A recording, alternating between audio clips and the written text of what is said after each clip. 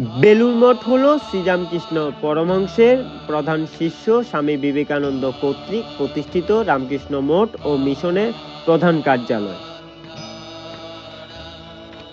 বেলুড় মঠের রামকৃষ্ণ মন্দির রামকৃষ্ণ ভাব আন্দোলনের প্রাণকেন্দ্র। মন্দির, মসজিদ ও গির্জা তিন ধর্মের উপাসনা স্থলের গঠনশৈলীর মিশ্রণে তৈরি হয়েছে এই অসাধারণ মন্দিরটি। এটি সাংস্কৃতিক বহুতত্ত্ববাদের একটি অনুপম নিদর্শন। মন্দিরের ভিতরে বিশাল উপাসনা কক্ষ, বেদির উপর উপবিষ্ট শ্রীরামকৃষ্ণের শ্বেতমর্মর মূর্তি। জানা যায় এই স্থানে শ্রীরামকৃষ্ণের পূত অস্থি কাঁধে করে বয়ে এনে প্রতিষ্ঠা করেন স্বামী বিবেকানন্দ। এখানে গড়ে ওঠে বেলুড় মঠ। স্বামী বিবেকানন্দের স্বপ্নকে বাস্তবে রূপ দিতে মন্দিরের নির্মাণ কাজ শুরু হয় 1936 সালে।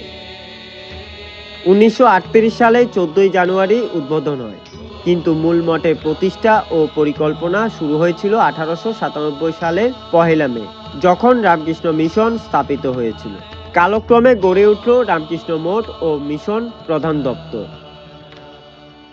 এই প্রতিষ্ঠান স্বামী বিবেকানন্দের সমাজচিন্তাকে ছড়িয়ে দেওয়া ও আধ্যাত্ম চর্চার পবিত্র কেন্দ্র হিসেবে বাঙালি সমাজ জীবনে গুরুত্বপূর্ণ স্থান দখল করে আছে।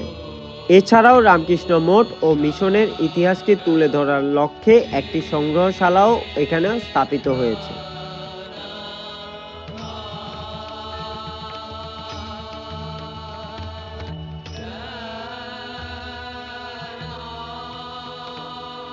বেলুড় মঠ সন্নিহিত একটি প্রাঙ্গণে গড়ে উঠেছে রামকৃষ্ণ মিশন অনুমোদিত বিভিন্ন শিক্ষা কেন্দ্র।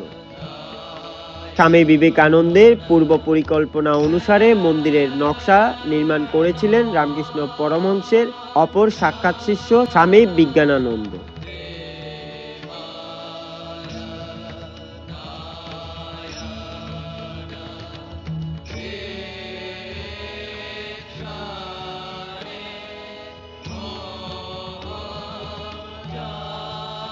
হুগলি নদীর তীরে অবস্থিত এই মঠের ধারেই 2 একতলা বাড়িতে স্বামী বিবেকানন্দ থাকতেন। এই বাড়িতেই তিনি দেহ রাখেন। বিবেকানন্দের ব্যবহৃত জিনিসপত্র দেখতে বহু মানুষ এই বাড়িটিতে আসেন, ফলে একে অত্যন্ত যত্নের সঙ্গে রক্ষণাবেক্ষণ করা হয়। গঙ্গার পাড় ধরে দক্ষিণ দিকে এগোতেই দেখা যায় ব্রহ্মানন্দ মন্দির, মা শারদার মাতৃমন্দির, স্বামীজির মন্দির ও মহারাজদের সমাধি। 40 একর জমির ওপর অবস্থিত মূল মঠ প্রাঙ্গণে রামকৃষ্ণ পরমহংস, সারদা দেবী, স্বামী বিবেকানন্দের দেহাবশেষের ওপর অবস্থিত মন্দির ও রামকৃষ্ণ মিশনের সদর কার্যালয় অবস্থিত।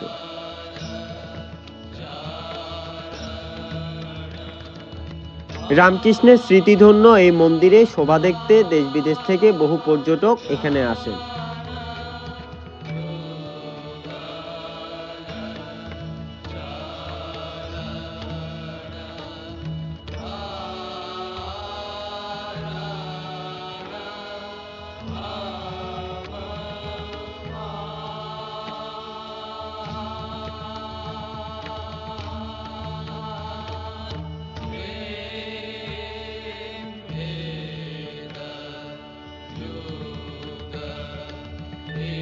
ধন্যবাদ। পাশে থাকবেন এবং আমাদেরকে অনুপ্রাণিত করবেন।